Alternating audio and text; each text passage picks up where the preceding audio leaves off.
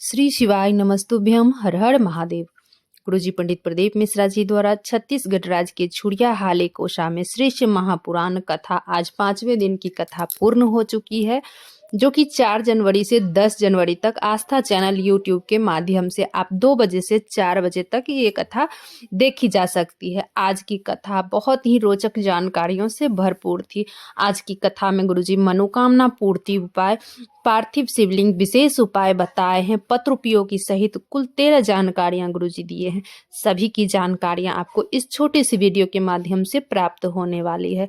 अगर किन्हीं कारणवश आज की कथा आप लोग नहीं सुन पाए हैं तो पूरी कथा का रसद तो आपको इस छोटे से वीडियो के माध्यम से प्राप्त होने वाली है।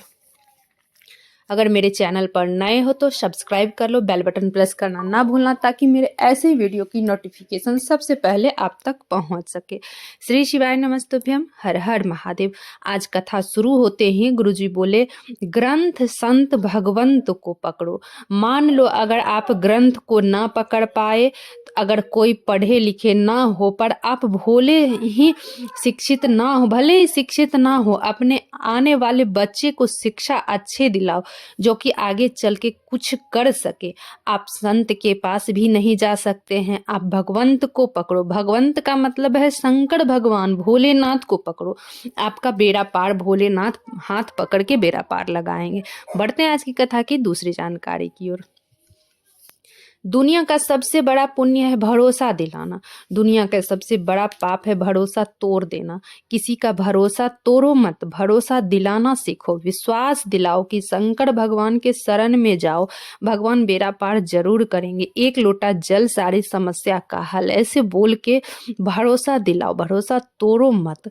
बढ़ते हैं आज की कथा की अगली जानकारी की। अपनी बुराई, पड़ोसी के घर की लड़ाई देख के आप खुश होते हैं तो समझ लो आपकी बर्बादी निश्चितता है। बढ़ते हैं आज की कथा की अगली जानकारी की ओर। इसी का जी पत्र लेकर आई। मैं सीए की पढ़ाई कर रही थी गुरुदेव। 2 बार परीक्षा दी, फेल हो गई, हिम्मत हार गई। बार बार एक ही किताब पढ़ना, मैं थक गई थी एक ही किताब पढ़ पढ़ के। मैं परीक्षा तो अच्छी तरह से दे रही थी पर मैं फेल हो जा रही थी। तैयारी कर एग्जाम देने में अब डर लग रहा था। मेरी मम्मी आपकी कथा सुनती थी, तब उसने बताया कि पत्र के माध्यम से गुरुजी बताते हैं उपाय करने का, तुम वो उपाय करके देखो कैसे हिम्मत बढ़ाते हैं आप। तब मैं अपनी मेहनत को 4 गुना की, पशुपति व्रत की, सीहोर गई, रायपुर की कथा पंडाल में सुनी। बाबा ने मेरे पे ऐसी कृपा की कि बाबा की कृपा से आज सीए बन गई हूँ। मैं बाबा को प्रणाम करती हूँ। बढ़ते हैं आज की कथा की 5वीं जानकारी। गुरुजी बोले, पत्र के माध्यम से सही पर अपनी विश्वास कभी मत टूटने देना। अपनी विश्वास को बना के रखो। आपकी बाबा पर नजर जरूर सुनेंगे, आपकी बाबा जरूर सुनेंगे आपकी विनती।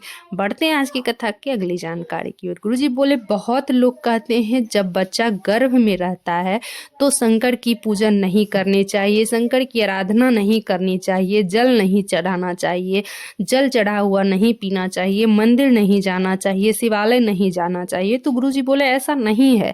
जब बच्चा गर्भ में रहे तो शिव पुराण पढ़िए, रामचरितमानस पढ़िए, गीता पढ़िए, भगवान का भजन कीर्तन कीजिए, शिव की पूजन करो, शिव की आराधना करो, शिव की भक्ति करो। सारी समस्या का हल एक लोटा जल। बढ़ते हैं आज की कथा की अगली जानकारी की ओर। पुष्पा जी पत्र लेकर आए। 1 लोटे जल का मैं क्या गुणगान करूं गुरुदेव। मुझे विश्वास नहीं था कि 1 लोटे जल में इतना बल होता है। जल भी समस्या का हल हो सकता है। मेरी भाभी पशुपति व्रत करने को बोली। मेरी शादी 9 साल हो गए थे, संतान का सुख नहीं था।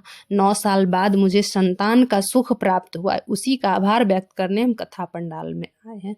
बढ़ते हैं आज की कथा की अगली जानकारी की ओर। सारे देवताओं में सबसे आसान से राजी होने वाले बस एक देवता हैं, देवों के देव महादेव। 1 लोटा जल चढ़ा दो, 3 बार ताली बजा दो, बम बम बोल दो, महादेव राजी हो जाते हैं।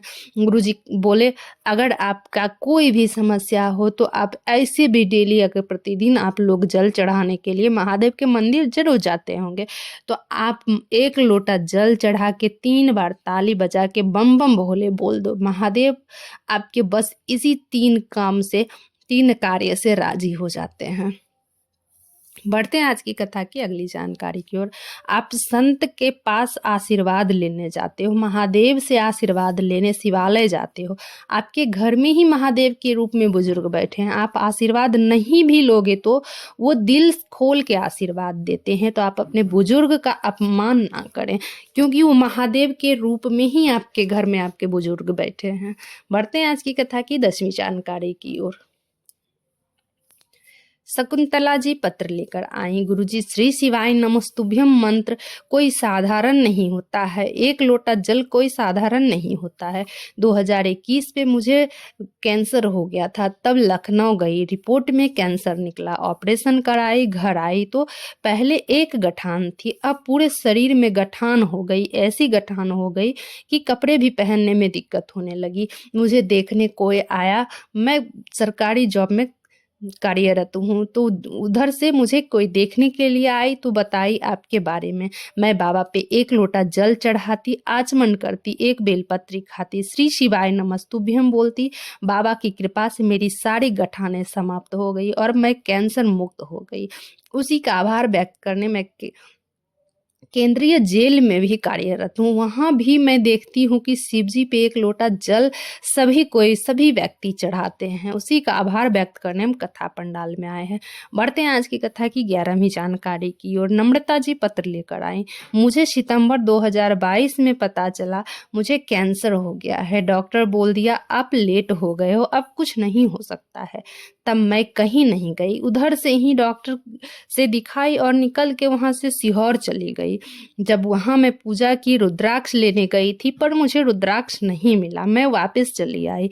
मैं फिर इलाज करवाने गई, इलाज कराते कराते मैं फिर वापस सीहोर गई, रुद्राक्ष ली, बाबा के पास ही लौट गई, बाबा के पास लोट लगा दी। बाबा से बोली आप कुछ भी करो, मेरा कैंसर ठीक कर दो। गुरुजी, जल तीसरी बार जब जांच में कराने गई, मेरा कैंसर ठीक हो गया था, मैं कैंसर मुक्त हो गई हूँ। आज उसी का आभार व्यक्त करने हम कथा पंडाल में आए हैं। गुरुजी विशेष जानकारी कल भी दिए थे और मैं वही जानकारी आज भी बताना चाहूँगी कि पार्थिव शिवलिंग निर्माण का गुरुजी विशेष उपाय जो बताएं। गुरुजी बोले सभी से जिस दिन आप लोगों का दिल करे उस दिन पार्थिव शिवलिंग का निर्माण कर, जैसे कि 10 तारीख को एकादशी है, शनि प्रदोष है, 11 तारीख को प्रदोष का दिन है, तो ये मात्र 2 दिन करने का उपाय है। तो आप इस 2 दिन के उपाय को एकादशी दिन, प्रदोष के दिन, शनि प्रदोष के दिन भी कर सकते हैं। 10 जनवरी को एकादशी है, 11 जनवरी को शनि प्रदोष है, तो इस दिन भी आप इस उपाय को कर सकते हैं। गुरुजी बोले जिस दिन आपका दिल करे पार्थिव शिवलिंग का निर्माण कर लिया करें, कोई समय तिथि नहीं देखना है। पार्थिव शिवलिंग का निर्माण कर 3 चावल का दाना, 3 दुर्वा, 3 बेलपत्र, उनमें से 1 चावल का दाना गणेश जी की जगह, 1 अशोक सुंदरी की जगह, 1 षडानन कार्तिकेय जी की जगह चावल का दाना चढ़ा देना है। अब आपने जो 3 दुर्वा लिए हैं, 1 दुर्वा गणेश जी की जगह, 1 अशोक सुंदरी की जगह, 1 षडानन कार्तिकेय के स्थान पर अब आपने जो 3 बेलपत्री लिए हैं, 1 बेलपत्री जलाधारी के विपरीत में आपको चढ़ाना है। दोनों बेलपत्री जो 3 बेलपत्री लिए हैं, जलाधारी के विपरीत आपको तीनों बेलपत्री चढ़ा देनी है और 3 कलश जल उधर ही आपको चढ़ा देना है। श्री शिवाय नमस्तुभ्यम बोलते हुए अपनी कामना करते हुए 3 कलश जल आपको चढ़ा देना है शिवलिंग पर। अब वहां पर आपको घी का दीपक प्रज्वलित कर देना है। जब दीपक बुझ जाए तो आप उस पार्थिव शिवलिंग का विसर्जन कर दे। ऐसा 3 बार मात्र करने से देखोगे कि आपके घर में धन कहाँ से आ रहा है, आपके कार्य कैसे सिद्ध हो रहे हैं।